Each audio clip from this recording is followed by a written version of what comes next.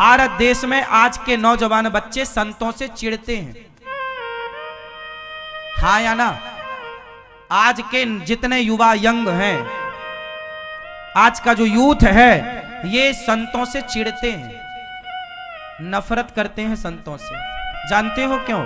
गलती इन बच्चों की नहीं है, इन बच्चों के दिमाग में बॉलीवुड ने गोबर भर दिया है, संतों के खिलाफ भड़का दिया है, पिक्चर बना बना करके। क्या भड़का दिया? देखो, सीधी बात दिख रही है। वो लोग ऐसी ऐसी मूवियां बनाते हैं जिसमें संतों को गलत दिखाया जाता है और वो अपने आप को बहुत अच्छा बताते हैं। अब बताओ, वो कहते हैं कि दाने दाने में केसर का दम। आपके बच्चों को संतों के पास नहीं जाने देना चाहते, क्योंकि संतों के पास जाएंगे तो संत कहेगा बेटा गांजा ना पियो, बेटा शराब ना पियो, बेटा गुटखा तंबाकू ना खाओ। संत गुटखा तंबाकू छुड़ाएंगे तो इन गुटखा बेचने वालों की तो दुकान बंद हो जाएगी। तो वो संतों से फिर क्या करते हैं? युवाओं को इनके प्रति नफरत भरते हैं कि ताकि ये संतों के पास ना जाएं। और ये देखो, आप मानते हैं कि नहीं, शराब बहुत बड़ा बाजार है भारत में, शराब का बहुत बड़ा, गुटखे तंबाकू का बहुत बड़ा बाजार है। ये बात सही है? अब ये बताओ कि ये शराब का और गुटखे तंबाकू का ये जो बाजार भारत में लगता है, इस बाजार के अधिक ग्राहक कौन है?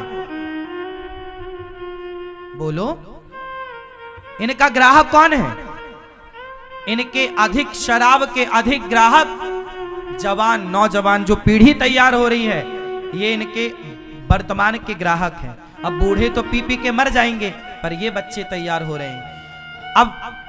अब सोचिए कि बॉलीवुड चाहता है कि सारे लोग शराब पिए, इसलिए तो वो शराब का पिक्चरों में प्रचार करते हैं कि जीना अगर जरूरी है तो पीना बहुत जरूरी है। मुझे पीने का शौक नहीं, पीता हूं गम भुलाने को। ये गाने बने, ये किस आधार पर बने? ये शराब को प्रमोट करना नहीं तो क्या है बताओ? कैसी भाषा समझते हो आप लोग? बॉलीवुड शराब को प्रमोट करती है या नहीं?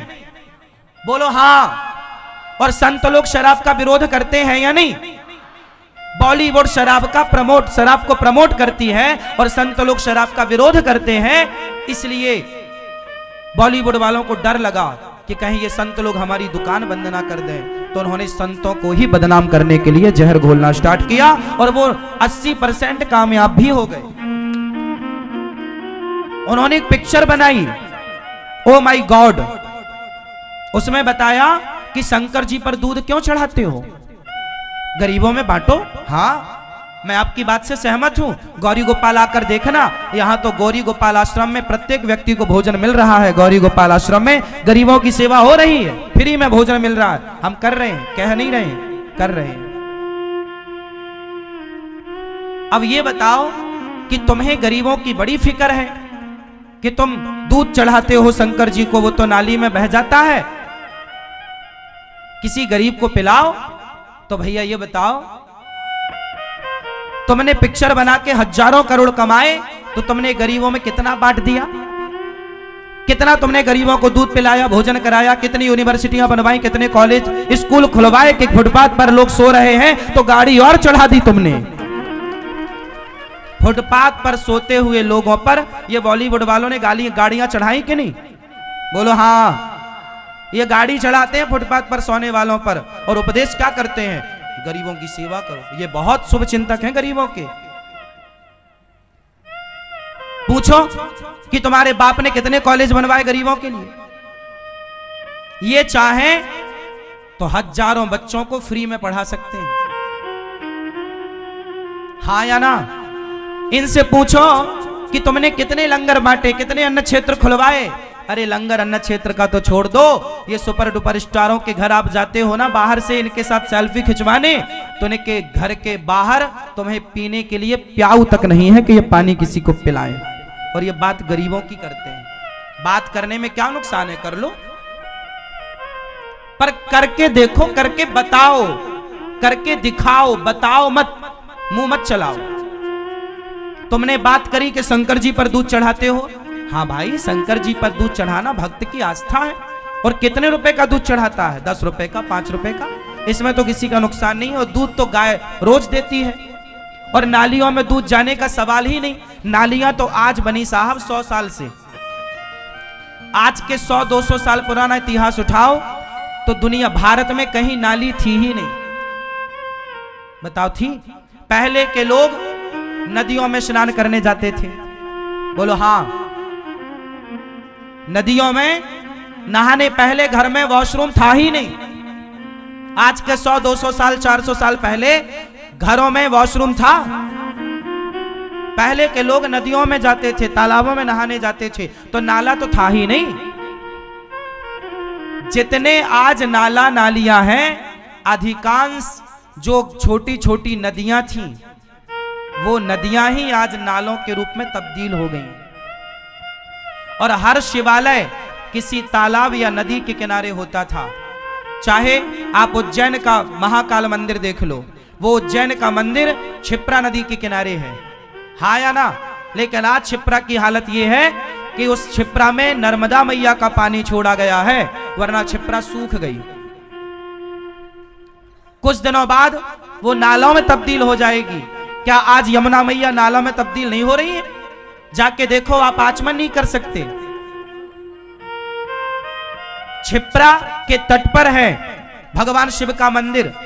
अब बताओ, जब शंकर जी पर कोई दूध चढ़ाता रहा होगा आज के 100 साल पहले, तो वो दूध बह के कहां जाता रहा होगा?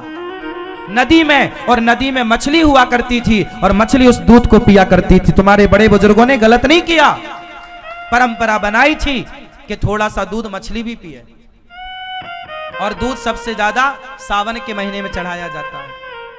सावन के महीने का दूध, चूंकि नया पानी गिरता है, आप लोग सुने होंगे कि वातावरण दूषित होता है, पहला पानी गिरता है तो पूरा पॉल्यूशन नीचे आता है। उस पॉल्यूशन भरे पानी से घास होती है, वो घास गैया खाती है। तो बुजुर्ग लोगों ने कहा कि ये पहला दूध मत पियो, क्योंकि ये गाय ने वो घास खाई है जो पहले पानी से हुई, और वो जहरीली हो सकती है। तो वो दूध फेंकने की परंपरा थी, पर फेंकें क्या? तो शंकर जी पर चढ़ाने की परंपरा हो गई। इसी बहाने मछली को मिल जाएगा और शंकर जी को हम दे पाएंगे। भाई, हमारे घर में पहले भारत में 10-10, 20-20 गैया थी कि नहीं? और 10 गैया में यदि हमने पौआ भर दूध चढ़ा दिया शंकर जी को, 1 पाव दूध, तो क्या घट गया? ये तो हमारी आस्था है, कोई तुम्हारे बाप से लेके थोड़ी चढ़ा रहे हैं दूध, हाँ या ना?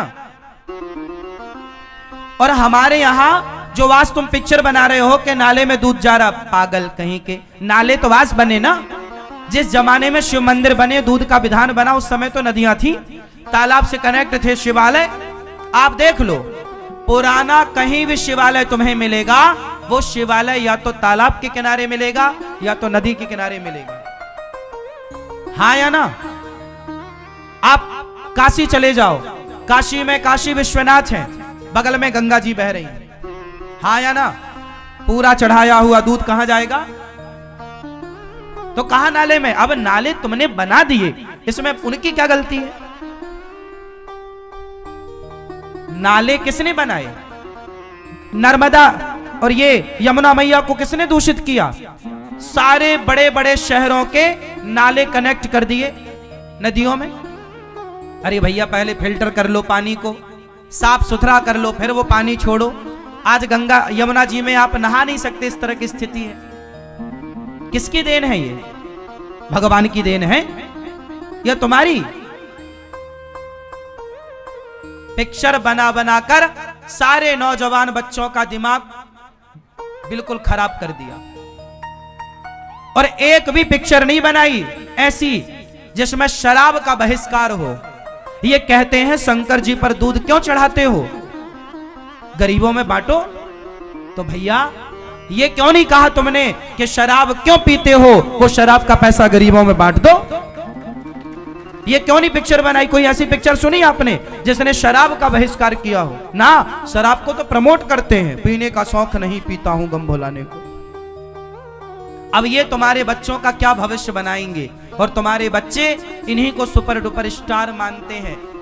तो अब विनाश काले विपरीत बुद्धि, दुर्योधन के सलाहकार शकुनी थे तो नाश हो गया, अर्जुन के सलाहकार कृष्ण थे तो जय जयकार हुई। आपके बच्चों के सलाहकार आज बॉलीवुड बनी हुई है, इसलिए पतन हो रहा है। आज तुम्हारे छोरा छोरियां क्लबों में जाके रात रात डांस करते हैं, शराब पी के सिगरेट पीते हैं, अश्लील कपड़े पहनते हैं, लिव इन में रहते हैं। ये किसकी देन है?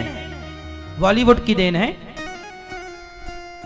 सारे देश का चरित्र बिगाड़ने में, आज के युवाओं के चरित्र को बिगाड़ने में ये बॉलीवुड का खूब हाथ है। पिक्चरें बनाई, पिक्चर बनाई और सीन क्या दिखाया कि प्यार की कोई जाति, प्यार का कोई धर्म नहीं होता, हम किसी से भी प्यार कर सकते हैं। पिक्चर बना बनाकर लड़कियों ने खूब प्यार किया, हीरोइनों ने। फिर ये तुम्हारी घर की हीरोइन सोची कि चलो मैं भी करती हूं प्यार, उसे भी किसी से प्यार हो गया। उसने भी सोचा कि जब उसने बोला कि कोई जाति धर्म देखने की जरूरत नहीं है तो चलो अपन भी ऐसे ही करते हैं। फिर जो लड़का दिखा उसी से कर लिया। माँ बाप रोकते रहे कि बेटा ये लड़का गलत है, ये गलत है, लेकिन नहीं, आप नहीं रोक सकते। आपका क्या अधिकार है? हम बड़ी हो गई हैं, हम अपना डिसीजन खुद ले सकती हैं।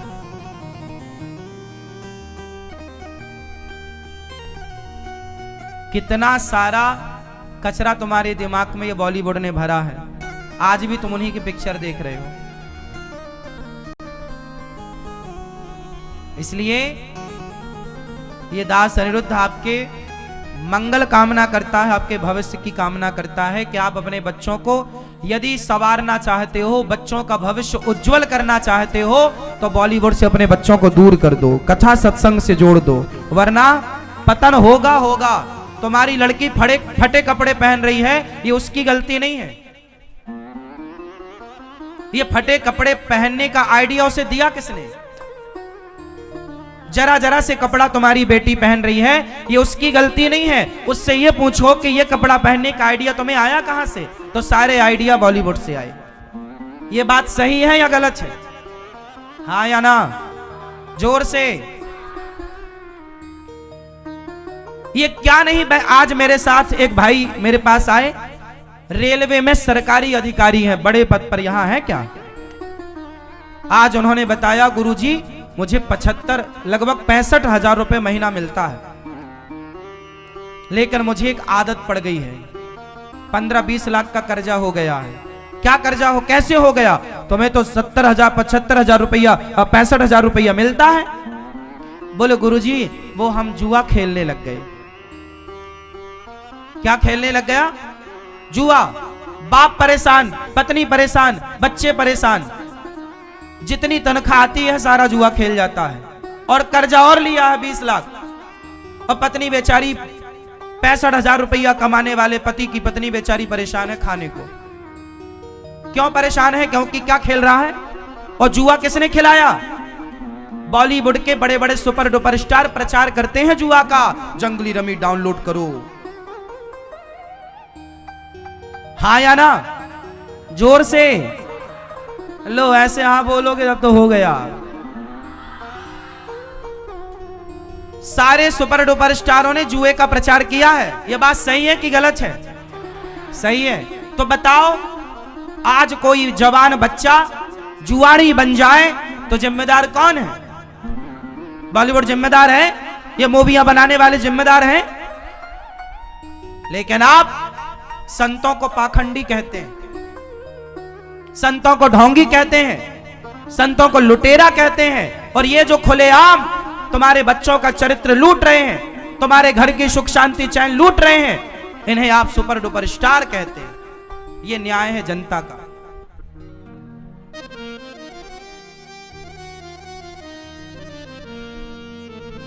बड़े बड़े सुपर डुपर स्टार डाउनलोड करा रहे हैं तुमसे जुए का ऐप।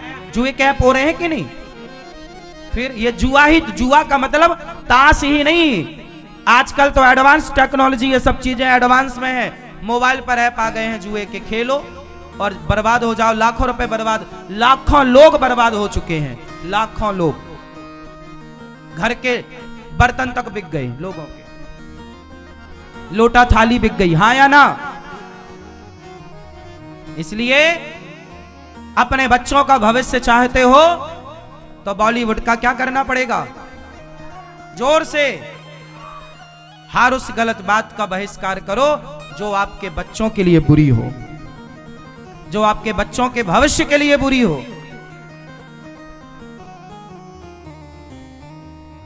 और अपनी बेटी को, अपने बेटों को चरित्रवान बनाओ। धर्म का पाठ आधा घंटा पढ़ाओ। बेटा धर्म क्या है ये जानो। तुम करो तो रास लीला, हम करें तो कैरेक्टर ढीला।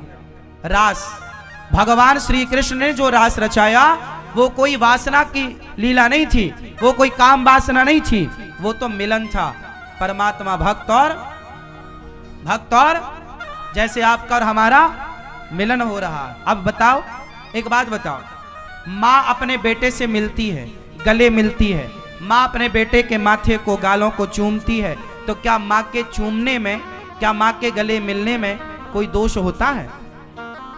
एक पिता भी तो अपनी बेटी को गले लगाता है, पिता भी तो अपनी बेटी के माथे को चूमता है, तो क्या बाप का अपनी बेटी के माथे को चूमने में कोई दोष है? उसी तरह भगवान यदि गोपियों को गले लगा रहे हैं तो वो मिलन है, वो भक्त और भगवान का मिलन है। जरूरी थोड़ी है कि हर गले लगने में वासना ही हो। भाई रिश्ता मायने रखेगा ना। मैं आपको गले लगाऊं तो जमाना तो ये देखेगा कि महाराज जी ने गले लगाया, लेकिन ये लोग देखने वाले कम होंगे कि वो किस रिश्ते से गले लगाया गया है। भाई गले तो हम अपनी माँ को भी लगा सकते हैं। और एक बात बता दूं, आज ये अनिरुद्धाचार्य अपनी माँ को गले लगाए ना, और जो मेरी माँ को नहीं जानते तो ना जानने वाले उस गले लगाने में भी ना जाने कितने अर्थ कर डालेंगे। समाज की बुद्धि इतनी दूषित है, तो अर्थ अनर्थ ही जिसको करना है वो तो हर रिश्ते को अनर्थ कर डालेगा, क्योंकि वो बैठा ही अनर्थ करने के लिए। लेकिन जैसे ये पता है कि ये तो माँ है, मैं अपनी बहन को गले लगाऊं तो मेरी बहन तो जब गले लगेगी तो हम जानेंगे कि ये बहन है, आप में से कुछ जानेंगे कि ये बहन है, लेकिन तीसरा देखेगा, वाह ये देखो, जमाना तो यही बोलेगा, क्योंकि वो ये नहीं जान रहे हैं कि हम किस रिश्ते से गले लगा रहे हैं, किस भाव से गए। वो व्यवहार देख रहे हैं, वो भाव नहीं देख रहे हैं। बात समझ में आ रही है ना? भाई आप बताओ, आपके भाई बहन भी, आपके बेटा बेटी भी गले लगते हैं कि नहीं? भाई बहुत सालों बाद लौटा हो और बहन घर में हो तो भाई बहन लिपट जाते हैं, वो लिपटते हैं, एक दूसरे के गले लगते हैं, तो क्या उनके गले लगने में कोई दोष थोड़ी है भाई? ऐसे ही है जैसे भाई बहन का मिलन है, माँ बेटे का मिलन है, उसी तरह भगवान सबके पिता है। त्वमेव माता च पिता त्वमेव।